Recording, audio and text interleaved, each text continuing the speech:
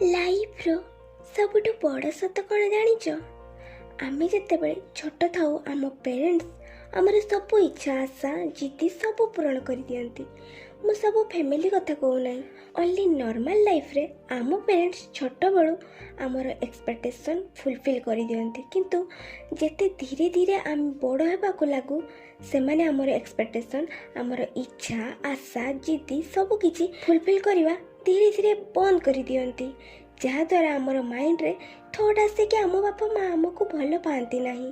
But ରିଆଲିଟିଟା ହେଉଛି ସେମାନେ ଧୀରେ ଧୀରେ ନିଜ ଉପରେ ଡିପେଣ୍ଡ ହେବାକୁ ଶିଖାଇଥାନ୍ତି।